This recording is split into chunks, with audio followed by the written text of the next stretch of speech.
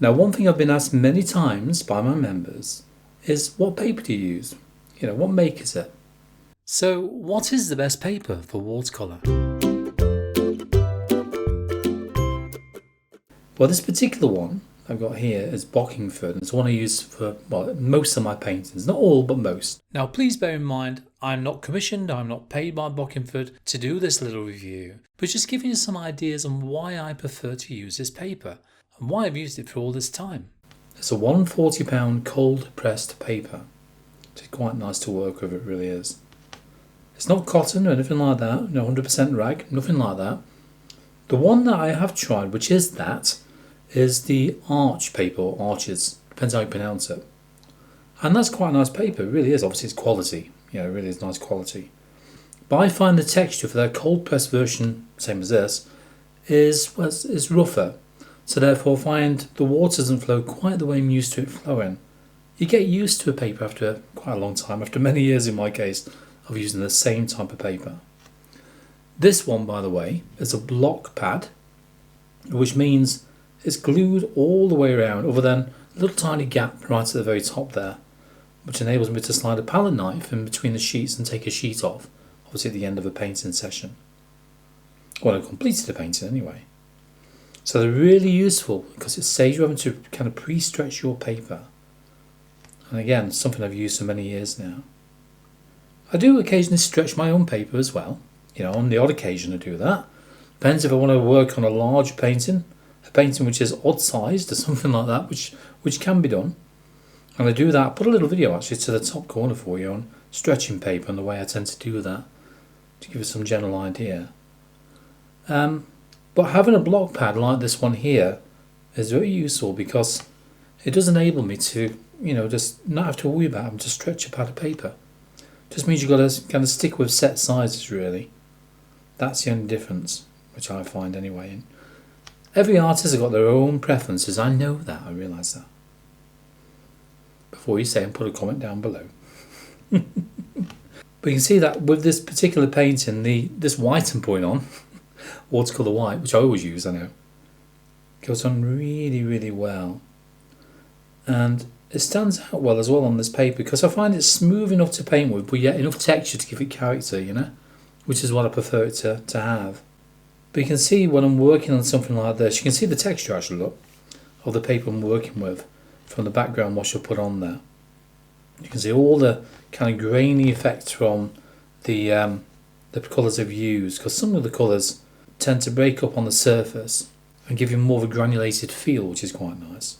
Now this paper is not made from cotton, but it's made from wood pulp. Its attractive surface is created using natural woolen felts that gives it a distinctive random texture, and is also a very forgiving paper. Now one thing I find with some of the other water papers I've tried is that trying to lift off the paint cannot always go according to plan. Alright, so it doesn't always lift. I find with Bockingford, when I'm lifting paint off, it lifts a little bit easier. You can't rub it too much, because if you do, then therefore it will start to lift some of the paper surface. Just very carefully and gently ease that pigment with a damp, clean brush. And I find that works really well on this Bockingford paper. Because I suppose with some papers the pigment will soak in that a little bit deeper within that paper texture.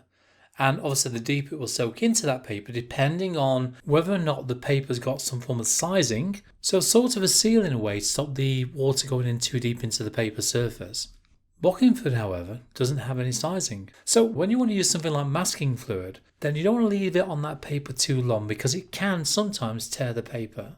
Now St Cuthbert Mill, who make this paper, have been going since the 1700s. I know, a long time to get established, so it's been well and truly tried and tested. And when I'm working with Bockingford for transferring outlines, I find the benefits for this one is because the graphite just clings carefully to that paper surface, and I can also erase that graphite quite easily as well on this paper.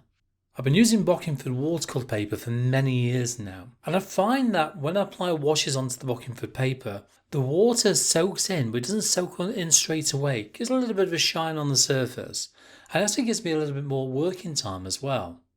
Whereas some papers I've tried in the past, the water, or the watercolour should I say, tends to float on the top of the paper. Now one of the techniques I use for most of my paintings is going to be wet in wet. Now, I like to use Wet n Wet for my foundation background washes before I start applying the details over the top. I want that paint to flow. I want it to spread on the paper a little bit, not too much, but I want it to spread on the paper. Obviously, this will depend on how much you flood the paper with clean water first of all. I know, of course it will. But I find that when it's not too flooded, and you can see the texture of the paper just showing through that water surface, then I'll put the paint on, and the paint just spreads just enough to kind of get a nice kind of blended Wet n Wet background effect. As I say, I use this as a background for all the detail work I do as well. I like to still do things like botanical or wildlife using this cold press version because of the fact that I get the texture to play with. Just think those textures can create things like stonework. If you just scumble over the top of that paper surface to create the effect of stone. And also for background effects as well, and then you can paint over the top of that. But just think how you would do this with wood. So remember, a dry brush. And on this paper, I found when I got hardly any paint on that brush, and I mean hardly any paint, and just very lightly graze the side of the brush over the top of that paper texture, that's when I've got that really good kind of texture effect ready for applying even more details over the top for those wood effects which I paint on a regular basis. The other thing about this paper as well is the price. I know, it's not expensive. It's not really expensive as some papers can be, and it's not really cheap either. So it's kind of in between, and that's the kind of range you want to go for, to be honest with you. Especially if you're just starting out with watercolour as well. You find some of the cheaper papers don't perform quite as well. Also, the colours tend to look a little bit dull, as well I've found with the cheaper papers. But it doesn't give you that vibrancy of colour. So make sure that you have good quality paper. And you find it can make a world of difference to the artwork that you produce. It really will. I'm sticking with Bockingford. It's something that I've used for many years, as I said, and I've got used to really well.